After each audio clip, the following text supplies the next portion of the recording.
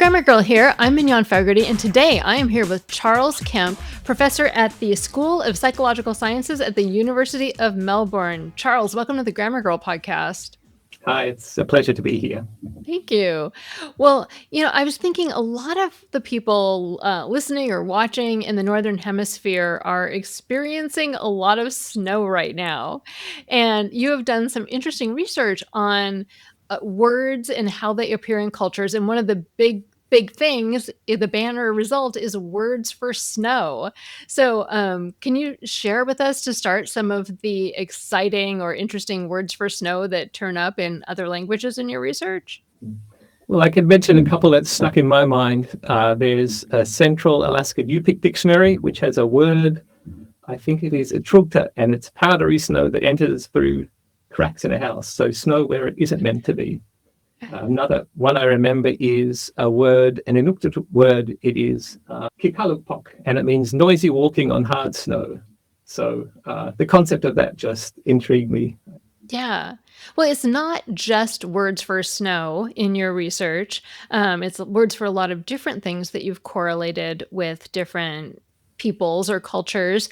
And, I was wondering why. I mean, I'm fascinated by this, but why, as a researcher of this, why do you think people are so fascinated with this idea that words show up more often in different languages than others?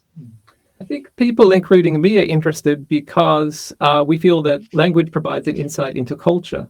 And if you understand something about the areas of vocabulary that are emphasized in a given culture, you understand something about what's important in that culture. And there's a principle, it's called the Nida-Conklin principle, named after two linguists and anthropologists, which is something like the extent of the vocabulary in a given area is proportional to its cultural importance. So I think that's really the reason why so many people talk about this. But we're also fascinated in how cultures differ. Yeah. So it also has been a little bit controversial. So why do you think, some people get upset by the idea of correlating words with cultures?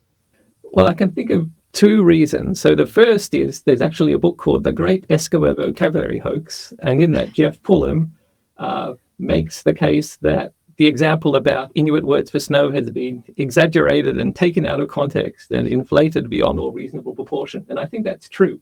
Like if you hop online and you do a search for the words for snow idea, you'll see, statements like, just as Inuit languages have hundreds of words for snow, Melbourne dwellers have hundreds of words for coffee, and so on. It's kind of entered popular culture. And the scientific basis for those claims is not very strong. So as Jeff Pullum and others have argued, how many words for snow in Inuit language has? Well, it depends on what counts as a word, and it depends on who's counting. And for Inuit languages in particular, it's been contested because those are polysynthetic languages. Those are cases where an idea that, say, in English would be expressed by an entire phrase is expressed by a single word. So a phrase like a little bit of snow falling down, a phrase for an English speaker, but it's a word in Inuit languages. And so for that reason, a lot of linguists say it's just not meaningful to talk about absolute counts and the numbers of terms for snow in a given language. So they question the whole basis for that.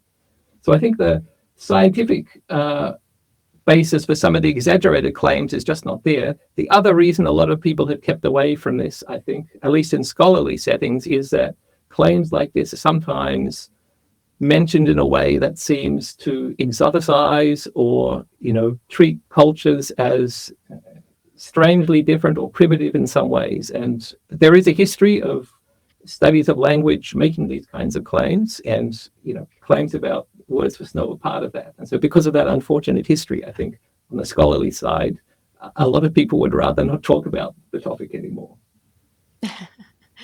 Yeah, but it seems like when it comes up, lots of people want to talk about it. It makes great headlines, at least. So let's get into how you did the research. How did you make sure that this was, rigorous and scientific? Yeah, well, let me say something about how this project started. About 10 years ago, we were working on a project looking at terms for ice and snow and looking at languages that had a single term that covered both of those concepts. And Alex Carstensen, who was one of the authors on that project, she went to the UC Berkeley Library and she went through 90 dictionaries and by hand inspected each one to see if there was a single form for ice and snow.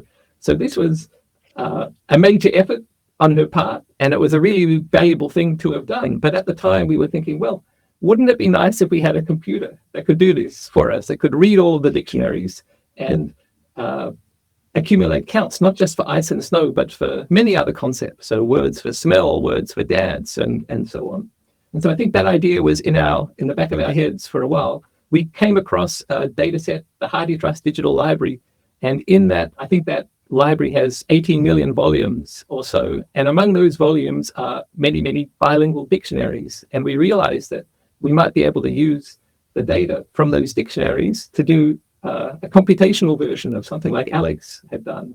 And so the way we've set things up, we are using data from about 1,600 different dictionaries representing 600 languages. And what that gives us is the ability to carry out extensive comparisons across languages. So we can ask the question, not only how many terms for snow are there in a particular Inuit language, but relative to the 600 languages, the 600 other languages in our sample, what proportion of the Inuit dictionary is concerned with snow? So that provides us a way to quantify the underlying concept that really wasn't possible before. I think previous discussions of this had taken a single language at a time, and if there was a comparison language, it was maybe just one other comparison language. So say Inuit would be compared to English, just a comparison between two languages instead of the comparison across the more than 600 languages that we have in our data set. Because many of these dictionaries are under copyright, we didn't have access to the full text, but we did have access to frequency information. So we can say, for a particular dictionary, how many times does the English word snow appear in that dictionary? And we use that as our measure of how much of the dictionary is devoted to terms about snow.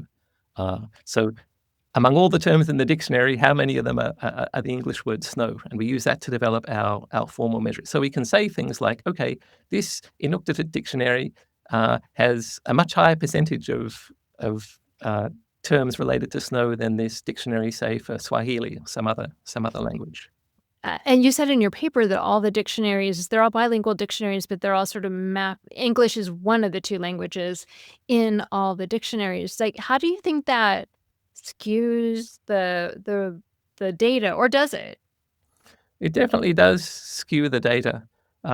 One aspect of that is in some parts of the world, like Russia and Siberia, many of the interesting dictionaries are dictionaries that map between Russian and some other language. And in South America, often Spanish is the language that's used to write the bilingual dictionaries. So we don't have good coverage of languages in those areas. A second way in which English affects our analyses is that we're only able to look at lexical elaboration for concepts that correspond to words in English. So not every concept corresponds to a single word in English, and we just can't look at those concepts. Yeah. So if everything were mapped against, say, like French, how would you imagine that the data might change? I think for the kinds of questions we were focusing on in the paper, so for example, what are the languages with the greatest proportion of the dictionary devoted to snow, and does the climate of the area in which a language is spoken affect terminology for rain and snow-related terms and so on? I think it would make very little difference to those sorts of questions. But when you begin to look at maybe questions that deal with maybe deeper aspects of culture, so things like emotions or values and things like that, I could see that the language we're using as the pivot language could have a stronger influence. Yeah.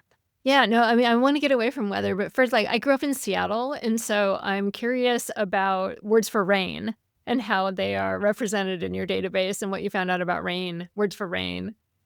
Well, that was one of the most interesting things to me, because sometimes people say, oh, the words for snow thing, it's just obvious if you live in a snowy area, you're going to have lots of words for snow. And I think it's kind of obvious too.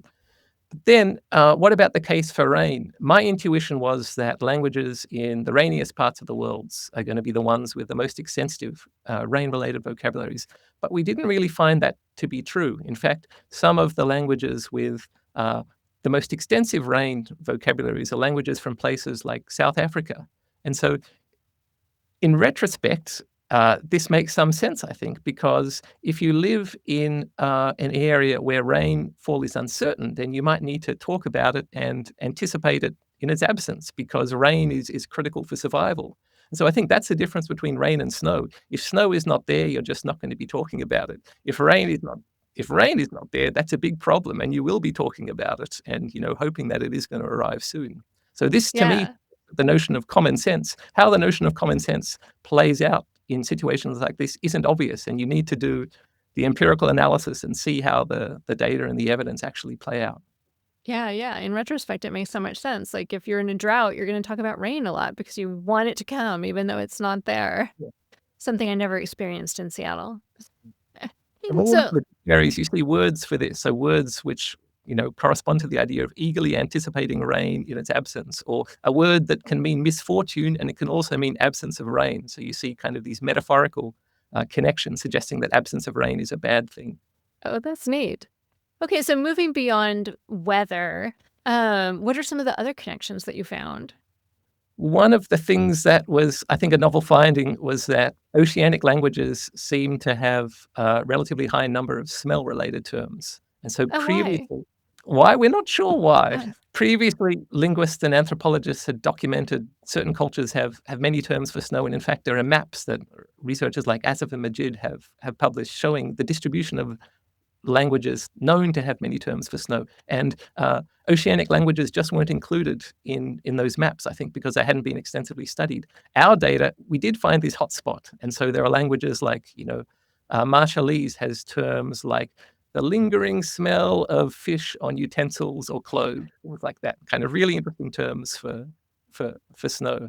I would like to understand better why that's happening. And I think that's another research project that our findings open up. yeah. And dance. I think dance was another interesting one. That's right. We found that languages of North America have extensive dance-related vocabularies, also languages in Africa and some in Australia as well. So this is kind of moving away from the physical world and the physical environment and moving more towards aspects of culture. And so I think one of the advantages of our approach is you can look at so many different concepts. So it's not just physical environment anymore. It's many different aspects of culture and environment. That's so interesting. And so your research group, you built this database, is that right? We compiled this data set, I guess, by identifying the dictionaries from the Hardy Trust and then going through and doing a lot of pre-processing and analysis. And I should mention that this was a team effort, and the lead author, Tamulan Kishik, and she is not only a scholar but a poet as well. So sort of the ideal person to be thinking deeply about words in many different languages. Wonderful. And now that this resource exists, like what other kind of work can be done with it? Well, we think it provides an opportunity for people who are interested in a certain area to study that with our database. So just as I said, there was previous work on smell terms. There's been previous work on many other aspects of vocabulary. So work on kinship terms, work on terms for emotions. All of those topics, I think, can be studied with the database, and we made it publicly available so that people can take a look. We also put an app online, so anyone interested can go and use the app and see for a concept they might be interested in, like chocolate, for example. What are the languages in the data set which seem to have the most chocolate-related terms? Oh, how fun. And, I know that you started with existing, connections that were that other people had already formed, like the words for snow, like the words for dance and rain. Other people had done preliminary research on that or different kinds of research to show that some cultures had these, and not all of them validated in your database. So why do you think that there were some that, your research didn't find the same connection that other researchers found? Yeah, in most cases, I think that's a limitation of the data that we have. So one example is because we are working with frequency data only, we can't separate out the parts of a dictionary that are example sentences from the parts of the actual definition. So I think one example that didn't work out, we didn't find that Hindi has uh, a large number of terms for doctors. And I think that may be because doctor often appears in example sentences. And so that just adds a lot of noise to an analysis of terms for doctor. So I think, yeah, it's not that we're saying previous scholars were wrong. It's more that the cases that we don't find support for are cases that our methodology really isn't well suited to address. So, we talked earlier about English being the I think you call it the pivot language. Was that what you called it for Yeah. all the dictionaries? And I was thinking about English, and could you even do something like this for English? Because unlike the Inuit languages that are spoken by a relatively small number of people, English is spoken all over the world, or even if you just look all over the United States, the cultures are so different in different parts of the country. Like, do you think that you could even do this kind of research on English, or is it just too many different people speak it that you would never find patterns? I think you can do it, and we can already do that to a limited extent with our data, because the database does include dictionaries for Old English and dictionaries for different regional varieties of English. And so I remember for Old English, terms like hero and warrior come out as Oh, being distinctively associated. If you look at the literature, I think Anna Wierzbisker and colleagues have pointed out that English seems to have an unusually large repertoire of speech act verbs, so verbs like promise and suggest and recommend and so on. And this is the kind of thing that you might expect to find if you set up the analysis in a way that could compare English on an equal but on a fair basis with other languages. Oh, that is interesting. I wonder if the hero stuff from Old English is just because the documents that have survived tend to be those epic poems, like Beowulf and things like that. I wonder if that's like influencing those words popping up often. Yeah, I think that's right. And that's a reminder that dictionaries don't give you direct insight into language as it's actually spoken and used. It tells you something about language, but not everything. Right, especially these old languages, yeah, where we don't know so much about them. Well, Charles Kemp, this has been fascinating. I just think this research is wonderful. Thank you so much for being here. Where can people find more about you? They could go to my website, charleskemp.com, and that has links to the apps I mentioned that let people explore the data we've been discussing. Look at where they can find chocolate. Well, for our Grammar Pelusians, we're gonna have a bonus segment where we're talking about languages that actually get more complex rather than simpler over time, and I think that's gonna be fascinating too. And we'll have Dr. Kemp's book recommendations. So look for that in your feed if you're one of our supporters. But for the rest of you, that's all. Thanks for listening.